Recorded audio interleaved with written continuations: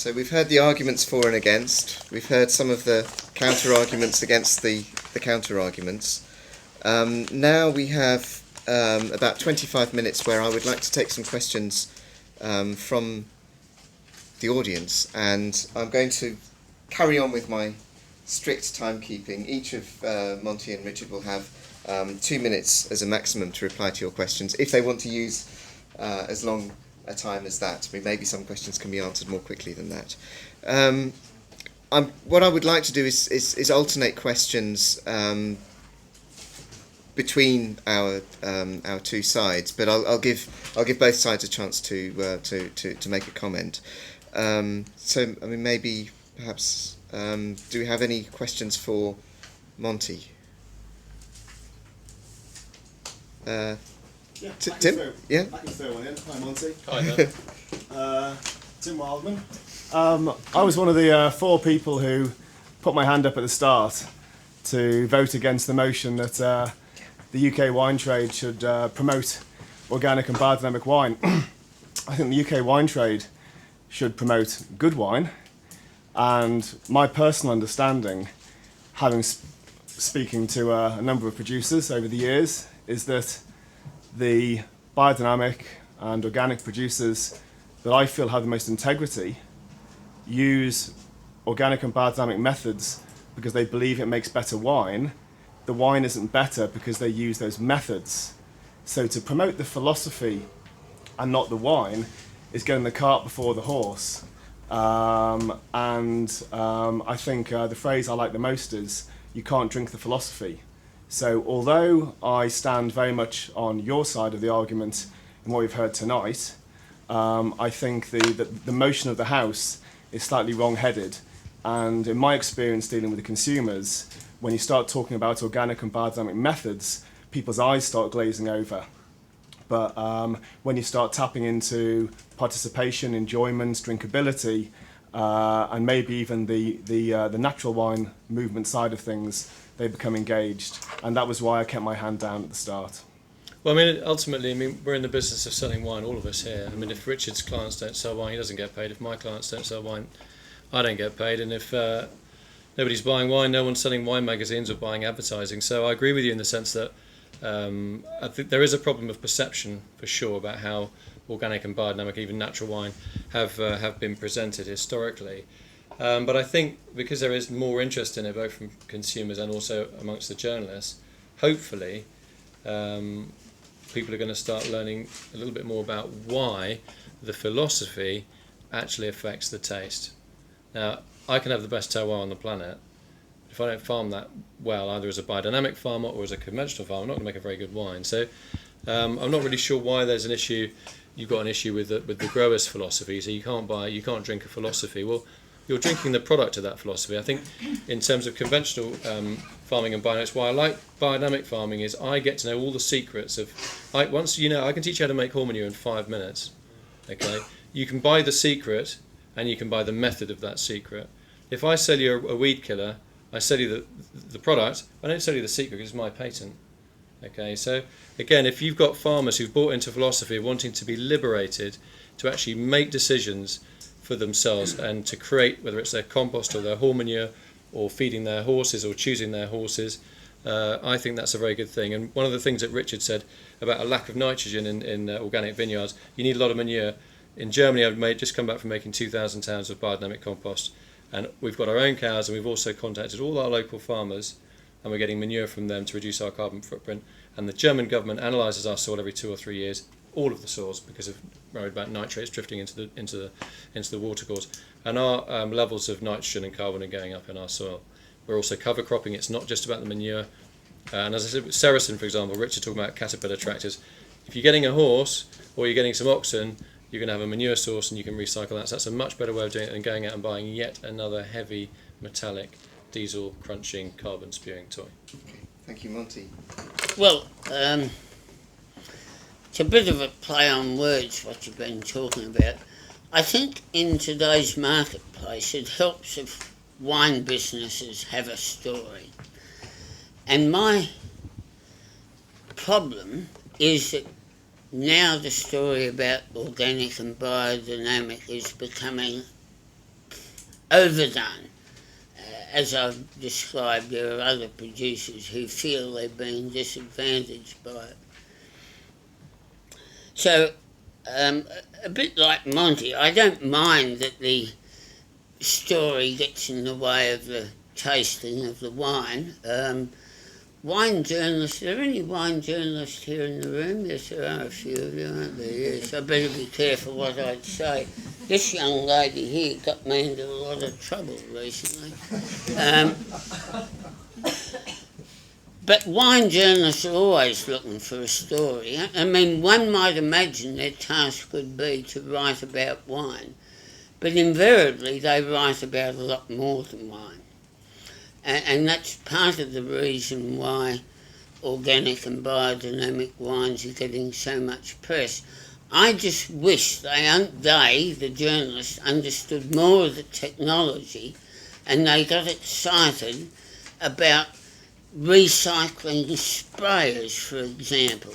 I mean, I've never seen a wine journalist write about that, but I've seen them wax lyrical about environmental degradation. So I guess what I'm looking for is balance in the words that are written. Both of you, Adam, Lechmere. My question really is from the consumer point of view. And given that generally the vast majority of wine consumers don't really care whether a wine is organic or biodynamic, and really they feel the wine actually springs straight from the ground and is pure, and that's the way the wine is sold to them, is it not just window dressing and an expensive luxury to talk about organics and biodynamics? Maybe I'll let Monty answer that first. Well, I mean, I'm sure, Adam, you don't think that it is, because if it was, you'd be out of a job, because the decanter would close down, the drinks business would close down, the whole wine press would close down. We just let consumers get on with it. And I think there are a lot of consumers out there that want education, whether you're buying fine art or you're buying fine cheese. Why should there not be a story behind the wine? You know, what part of the fascination of some of these artists like Van Gogh, for example, is the terrible tragedy of these guys' life. We're even more fascinated by the work, possibly because the guy was, had issues. Now, I think in terms of wine, I mean, wine doesn't make itself. It's not like the vines convert the grapes into wine and it gets shipped off on a pallet wrapped in plastic on the back of a lorry through Dover Customs and into odd bins. That is not what happens. It's all about man, and without man in that process, you don't have any wine. So why is it not fair? Or why is it not normal, or why is it abnormal that the winemaker, or the wine grower, the producer, should not say, look, this is how I make my omelette. I do it this way. My bloke down the road does it in a different way. What's the problem with that? I don't really see why there is a problem with that. And also, if, as wine growers are finding other income streams in terms of agri-tourism and people visiting their wineries, now you can call having a cow there a bit of window dressing. I actually feel that the cows are absolutely essential because they are what is going to allow soil to sequester more carbon by making that soil more humus-rich and more friable. If vineyards become more interesting, more visual, more stimulating places to visit, where there is a narrative behind the wine that isn't just, the Carthusian monks first planted this vineyard in 1004. Nobody really cares about that. It's pretty dull, that kind of historical dullness. But actually, this is Molly the cow, and we've got her and this field. We actually took some vineyards out here because Saracen found actually that it was cheaper for them to grow potatoes on their vineyards, which is what they do for their staff now, and ripping out Chardonnay to farm the Chardonnay. It was cheaper for them to sell those at the farmers market. So that for me is a vital, interesting and necessary narrative, and necessary for the promotional side of wine, and it's necessary for the farming side of wine. I agree with Monty. Fantastic. Does anyone have any questions to be addressed to Richard? Yes. Fantastic. I'm going to toss a coin in my head. Here, Patrick Sanders. Patrick, thank you. I have to, getting back to the motion, I think I'm more at odds with the motion of the wine trade supporting biodynamics and organics than I am at odds with biodynamics and organics, which I fully support. And in fact, more of the wines we buy for our business tend to be biodynamic or organic, not through our intention, but just by it just happens to be. I think I'm more at odds with Richard standing up and supporting conventional winemaking, which, if you like, as an environmentalist, I mean, conventional winemaking most of our wines we sell are made under conventional winemaking. But it ranges from those who are sort of following something like lutte raisonnée, if you like, and sort of reasonable practice and stewardship in the vineyards, to those who are downright irresponsible and making vast quantities of wines which are being pumped full of antioxidants and fixings and what have you.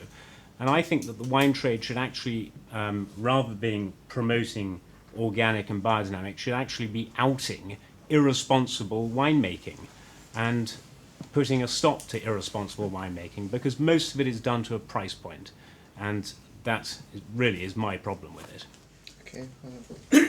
A bit hard. Quite a few emotive terms in there, and I have a bit of problem with them. I don't know what's irresponsible winemaking. Yes, I do. Yes, I do. Irresponsible winemaking. Lucy, get your pen ready. Winemakers are some sort of environmental vandals, because what do? Take the grapes that we viticulturists make, crush them, add yeast, and all that CO2 goes back to the atmosphere. They're adding to CO2 pollution. I call that irresponsible winemaking. In your terminology, you spoke about volumes of wine, and I'm not sure that I have too much of an issue with that, because I think there's a place in the market for cheap wine, which must be made in volume, and there's a place in the market for more expensive wine. I do agree with you that the labels of organic and biodynamic, I think in 5 years' time we'll find they're past their use-by date. And one thing that the audience might think about is this new term, sustainable. And like it or not, that will be the term you'll have to come to grips with, because New Zealand, Australia, South Africa, California, Oregon are going the route of being sustainable. And what sustainable mean? It's a bit like being organic and biodynamic, except you don't have any nonsense like that you can't use chemicals that are made in a factory. In my opinion, that's nonsensical, and so to the sustainable people. But what you must do is farm your vineyard with regard to society at large and the environment. And that's why the sustainability movement's growing around the world, much more quickly, Monty, than organics and biodynamics, my friend. Okay. Thank you. Just to come back on this thing about, I agree with you about, I don't think we should have this idea of subsidies, promoting the organic and etc. in the wine trade. Well, actually, the wine trade, we all as taxpayers contribute to EU subsidies for organics, because we're the UK is a net contributor to the European Union even after our rebate. But our tax dollars also go to conventional farmers in various ways. So the trade does actually support organics indirectly and does also support non-organic. So there's no sort of trade bias in that sense. When Richard talks about just sticking on he is quite happy to stick on nitrogen from a sack.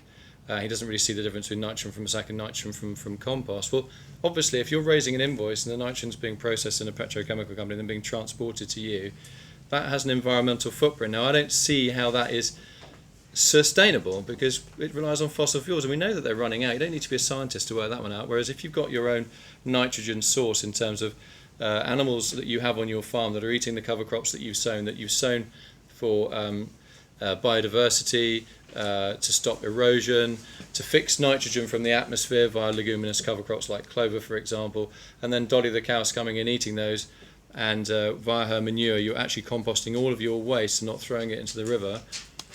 You've closed the gate, you've closed that farm gate, you've got a sustainable system. And again, we come back to the point that Adam was making in terms of the journalist, the way that this whole thing is presented. You can say this thing is built on a hill of sand. Well, it's not. I mean, biodynamics is the oldest green label, dates from 1924, actually registered in 1926. Organics dates from about 1947 with the Soil Association in the United Kingdom. And interestingly, the reason the Soil Association was founded was after the war. There was a big debate. Do we go sustainable in the Monty sense of the term, or do we go conventional as Richard was talking about in Rachel Carson's book Silent Spring, by switching munitions production to fertiliser. And there was what was called the Great Hummus Debate. It was a debate in the House of Commons in 1943, and basically it was decided that we needed to take the chemical route rather than the sort of the composting route. And in sort of protest of that, the Soil Association was formed. And we're now coming full circle. So when Richard says that organics is going to be dead within 5 or 10 years, I don't agree. It's only just begun. Thank you. Any more questions? I'll dive in with Isabel. If we wait for the roving mic. Thank you, Russell. Well, it's a question to both of you, but essentially to you, Richard. I think I'd like to go back to soil life, because I think for me the diversity and soil life in the vineyard is key to making really great wine, and wines that is complex and so on. And I agree with you that the use of copper, sulfur can be very elevated, in both conventional and organic and biodynamic. Although you do find people who don't use copper or 1 kilogram per hectare, which I think is probably quite a low level. But my question is really, can you perhaps elaborate on how you can achieve, diversity and soil life with, the use of chemicals in the vineyard? Because I've always only heard the argument that, soil life and diversity and, this vibrant sort of, micro life can only be achieved through, the use of more organic or biodynamic or natural sort of viticulture. But I'd love to hear your argument in terms of how you can achieve that diversity and soil life, with using weed killers or, systemic treatments. I think your assertion that soil life is important for wine quality is arguable. I don't know what evidence you have, but let me say that my understanding that a good viticultural soil that would give good wine quality is one that typically has moderate to high organic matter and would have a lot of microbes. So from that point of view, I think you and I are in agreement. Now, how can we, the second part of your question is, how can we do that with conventional viticulture? Well, I agree with you, and I agree with what Monty said about Australian viticulture in general. I think, and I've written articles about it, the mantra of cost-cutting in Australian viticulture has cost them, I think, their position as an exporter of wine. That's outside the terms of this debate. But let me say to you that within conventional viticulture, if we were concerned with soil attributes more, we could use mulch. There's no problem about that. And there's a lot of research, and there are a lot of conventional vineyards that use undivine mulch. And I personally prefer that to herbicides. So I don't see a problem. I don't see a problem at all.